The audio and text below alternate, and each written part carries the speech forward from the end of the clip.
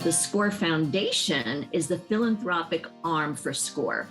We bring corporations, foundations, other nonprofits, as well as individuals together to help provide sponsorship dollars to underwrite many of the other programs that SCORE offers small business owners in the way of national webcasts, workshops, on-demand learning modules, various forms of content, and lots of other services that help those small business owners succeed in their community.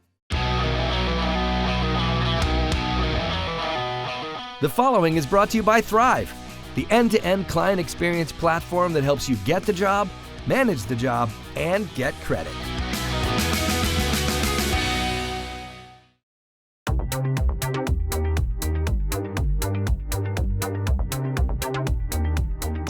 Hey, this is Gordon Henry at Winning on Main Street, and this week we get to meet, or should I say reconnect with, Liz Sara, who is now the head of the SCORE Foundation. Welcome, Liz. Thank you so much, Gordon. Delighted to be back on this program. So, brief intro on Liz, or as I say, possibly reconnection. Loyal Winning on Main Street listeners may remember we interviewed Liz in episode number 39 when she was the chair of the National Women's Business Council. Well, today, Liz is the president of the SCORE Foundation, the philanthropic arm of SCORE, where Liz creates and oversees the strategy and direction for institutional sponsorships and individual giving. She works closely with Bridget Weston, the CEO of SCORE, who you may remember we interviewed in episode number 36 of Winning on Main Street. So Liz, how have you been? I've been terrific. I'm so glad that we hopefully have the pandemic behind us and we're all returning to life as we once knew it again. So I'm happy to be in that place. Fantastic. Well, we could say the same. It's great. I just went to my first in-person conference about a week or two ago, and it was strange but fantastic to actually see people in person again. So Yes. definitely enjoying it. And without a mask, yes. Yeah, so without a mask, could even fly there without a mask. So tell us, what is the SCORE Foundation as opposed to SCORE, and what does the foundation do? A very popular question, Gordon. So SCORE runs the mentor network around the country of nearly 10,000 business executives that volunteer their time to help small business owners. The SCORE Foundation is the philanthropic arm for SCORE. We bring corporations, foundations, other nonprofits, as well as individuals together to help provide sponsorship dollars to underwrite many of the other programs that SCORE offers small business owners in the way of national webcasts, workshops, on-demand learning modules, various forms of content, and lots of other services that help those small business owners succeed in their community. Okay, so sponsorships. So if I'm a small business, does that mean I can apply for is this grants to small businesses? No, we're not doing grants at this time. What we are doing is working with large companies, and I'll name a few. FedEx has been a long-term sponsor, Progressive Insurance, Trend Micro. All of these are national brands that have expertise in one area or another. For instance, Progressive, the insurance company, is sponsoring the creation of various types of content, educational content, and webinars on disaster preparedness. Trend Micro, a software company that sells software packages on protecting your computers against cyber threats, is doing educational programs on those topics, as well as content, things to look for, the top 5, cyber, malware issues out there that you need to protect your computers against. So it's basically aligning the goals of corporate sponsors with the kinds of domain experience they have and translating that to actionable and educational materials for those small business owners to take advantage of and learn from. And again, all of these programs are made available at no cost to those small business owners because we know how difficult access to capital is, and we want them to use their money in the smartest way. And these services help them get the kinds of information and get the expertise they may not have in-house. Got it. Okay. And last question on that piece. So if I'm a small business and I want to take advantage of these resources, educational materials, that are being provided by or through the sponsorship of companies like FedEx and the others you mentioned, do I do that at the SCORE facility? Like, how do I get to that information or those resources? It is all available on the score.org website, and all the content is organized in the resource library, fully searchable by topic, even a very specific topic like I need a business plan template, for example. Okay. So the webinars are all online. They are also recorded so that if you miss the day and time for that program, you can go back weeks and months later and watch it at your convenience. Lots of on-demand modules that are there on just about every finance topic, marketing topic, social media topic, how to help your business in these functional areas. So it makes delivery of that information accessible across the internet, and it makes the availability of that such that you don't have to devote time during your business day when you're focusing on running your business. You do it on the hours that you have available to get that education and that support that you need. Turning a little bit to SCORE, as opposed to the SCORE Foundation, I remember when we had you and I had the discussion, I spoke to Bridget West, and I was blown away, I guess I'd say, with how much SCORE does. It really, truly is impressive. I think they had mentioned to me at the time 10,000 SCORE mentors, and I just took a quick look at your website. It talks about 300,000 mentoring sessions in fiscal year 21. That's amazing.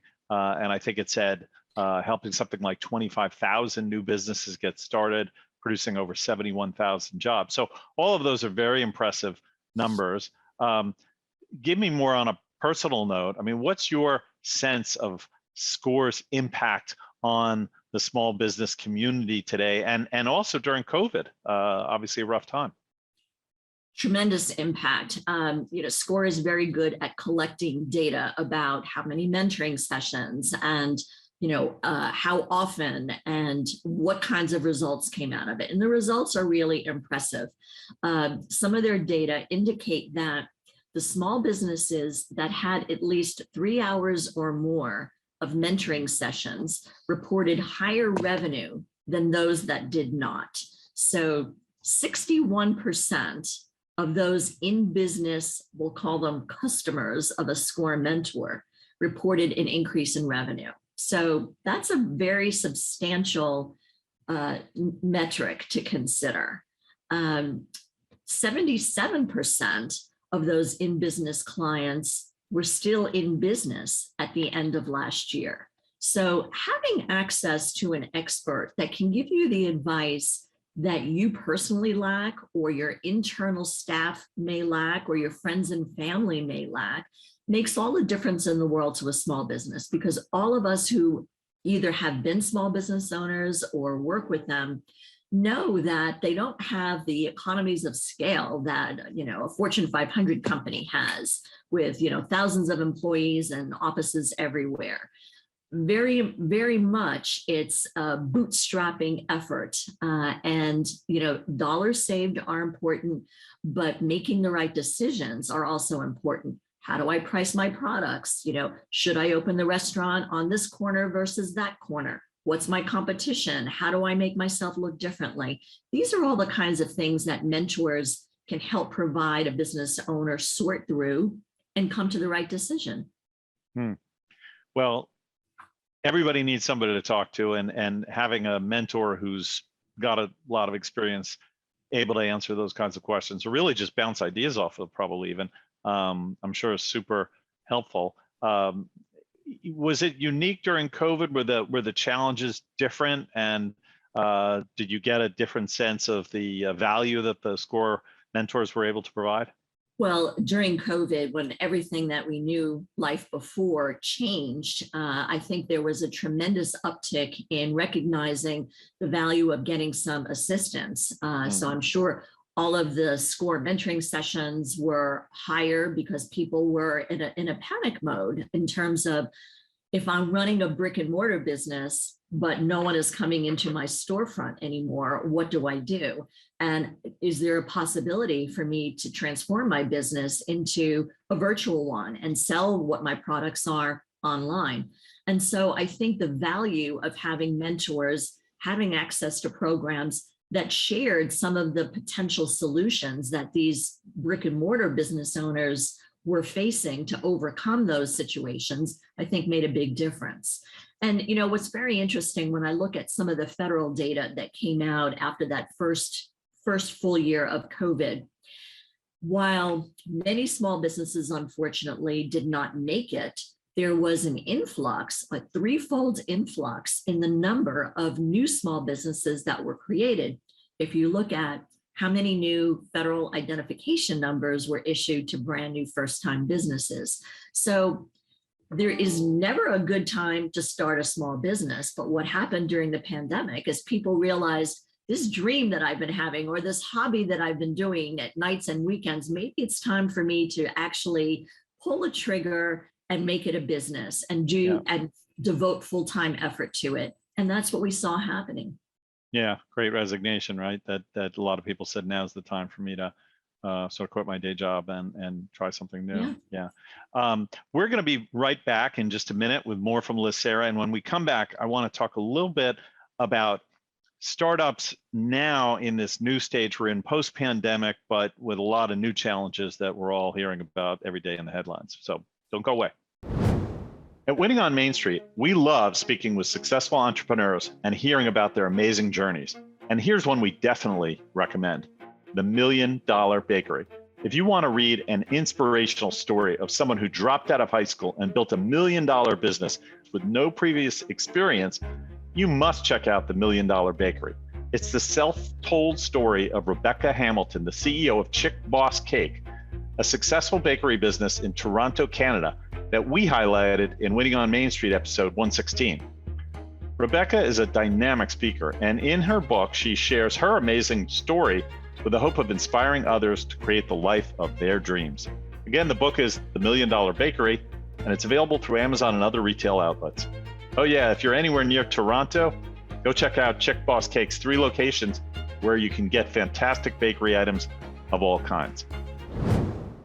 And we're back with Liz Sara, who is the head of the SCORE Foundation, as we've been talking about. She's made a personal journey moving over from the National Business Women's Council over to SCORE, and has a tremendous history in being an entrepreneur and also helping small business owners get started and improve. And she's doing that now with SCORE. So Liz, when we left off, we were just talking about the new environment, and it's remarkable really how things have shifted so fast. We went from don't leave your house, and interest rates are low, and there's money sloshing around in the system, to suddenly everybody's going out and feeling better, but inflation is seemingly raging, prices are spiking, people are worried, and you have these new challenges like worker shortages and supply chain issues that small business have to cope with. So talk me through the mindset of what it was like to be a small business owner 6 or 12 months ago and today, and maybe what they're hearing from SCORE mentors. Well, money is certainly a big issue. And all of the things that you just pointed out actually mean that being a small business owner means you're paying more for your supplies, your raw materials, traveling back and forth to your location. Hiring people now costs more than it did 6 months ago. And so access to capital becomes even more important than ever before. And when we talk about access to capital for small businesses, everyone thinks that there's only one path, but there are many paths. There are so many different grant opportunities now that large companies are making available to small businesses. While it might not be in the millions, it's certainly significant that can help a small business through a rough patch or a rough period of time. They're all over the internet. So I invite anybody who needs grant money, just type in small business grants and at least 10 will pop up. The second area that people don't consider is angel investing. And there are angel groups all around the country. I've been doing angel investing for about 10 years in the DC area. And angel groups are the seed money that come after you're done bootstrapping and you put your credit cards at their max and your friends and family don't want to give you another dollar. It could very well be that the kind of business you have would be of interest to your local angel group. I would again just Google angel groups in my city, in my state, and I'm sure you'll come up with several. Many of them are even operating virtually. So I belong to one in the DC area of women that fund other women business owners. And so we are bringing women from around the country that have interesting products or services. They've got a little bit of revenue, but they want to take their company to the next level. Everything is a virtual pitch. We're virtual asking our questions, and we make our decision, within days on whether we're going to proceed or not. So angel investors are another important source of capital to explore if it makes sense for your business and your industry. As an angel investor, are you looking for the kinds of small businesses that, we're probably talking to mostly on this show, and that I assume are probably talking to SCORE, meaning local businesses, service businesses, people who work on your house, people who work on your car, doctors, dentists, lawyers, as opposed to, tech startups that want to be the next Uber or something? That's what I think of as the typical angel target, but maybe not. So there are angel groups that are set up, even in some cases, with a very specific mission. There's one in DC, not the one I belong to, but one that focuses only on companies whose products have some kind of a social mission associated with it. And those could be anything. Those could be brick and mortar businesses. Those could be maker businesses. There are angel groups that are out there that focus on manufacturing, let's say, or life science products. So there's now a set of angel groups that have begun to get very specific. Back 10 years ago, it was very broad and maybe more heavily focused on technology, but that's changed over the years. And it's changed because our culture is changed, and we're looking at supporting underserved communities. We're looking at supporting underserved, business owners themselves. There are angel groups that just fund minorities or, one ethnic group, in particular. Ours, as I mentioned, focus on just serving and supporting women business owners. So there's really a variety. And what's important as a small business owner, make sure you do your research and you're selecting one to even talk to that aligns with the business that you're in. So if they don't invest in tech and you've got a tech platform, don't call them.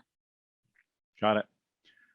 Well, that's encouraging to know. And it sounds like there are a lot of resources. And I assume, is that something SCORE could also help the small business with in terms of searching out funding sources? So what SCORE does in preparation for the small business owner approaching that is provide lots of financial templates that business owner needs if you're going to pitch your business, how to do your financials, what are the accounting, terms that you need to be aware of. So it's all of the support materials that will make your pitch be important, be credible, resonate, and help get you that check. What's your prognosis now as we head into sort of Q2? Are you worried about the state of small business? Is your feeling that, well, small businesses are hardy, they seem to always get through these things? What's your general outlook, being kind of at the perch you're at? Well, right now, I think everybody is looking at the stock market and seeing the volatility that's happening there. And I think the important thing is to focus on the future and focus on taking your business where it needs to go and not losing sight of operating your business. If you've got a product that customers want, continue to do what you're doing. Don't get sidetracked by what's happening in the rest of the world. Most small businesses operate in a community. Focus on serving your community. And that's where you have to keep your eye on the ball and keep your eye on top line revenue growth. Yeah. I know I've heard that many of the most successful businesses, generally in small in particular, evolve out of these sort of crisis moments. And so while it's, nobody wishes for those, I'm sure there'll be lots of success stories that we hear coming out of COVID. There were before during the 08-09 crisis, because it tends to, I guess, shake out maybe folks who weren't as serious or weren't as dedicated, creates opportunities for those who are. So for those who are intent on making it and who have taken advantage, like you said, of, the planning and the resources that, to make themselves stronger, this may turn into an opportunity. Mhm. And I think we're seeing many retirees deciding they don't want to be retired anymore. It's too boring. And I'm going to go and do that business that I always thought of. There's a great story that an aunt of mine who lives in Hartford, Connecticut, told me that a daughter of a friend of hers, and my aunt is 96, by the way, after retirement, she was a teacher, decided she wanted to open a tea shop. And so at age 65, this retired woman went and got a SCORE mentor to help her understand, like, what are the financials? What will it cost? How do I factor in my overhead and rent, and what do I charge? And so the tea shop apparently is doing exceptionally well. And there was a big article about it in the local Connecticut newspapers. So it's not limited to millennials. SCORE is available to any entrepreneur that wants to get their small business to the next step. Yeah, great. Well, it's been great speaking with you, and I'm very excited to see what happens next with SCORE and SCORE Foundation. How should people learn more? Is it just go to score.org? What do you recommend? So I would invite any corporation or individual that would love to get involved in supporting some of the programs that SCORE offers through the foundation. Connect with me on LinkedIn, Liz Sara, or send an email to info@scorefoundation.org. I will get that. And if anyone wants to be a mentor, go to the SCORE website, score.org. And if you need a mentor, also go to score.org and just click the button that says request a mentor or be a mentor. That's great stuff. Well, thank you, Liz, for stopping by. We really appreciate you coming back on the show and hearing about this new chapter of yours. My pleasure. Thanks for having me, Gordon. And if you enjoyed this podcast, please tell a friend or colleague to subscribe, and please leave us a 5-star review. We would really appreciate it. Until next time, make it a great week.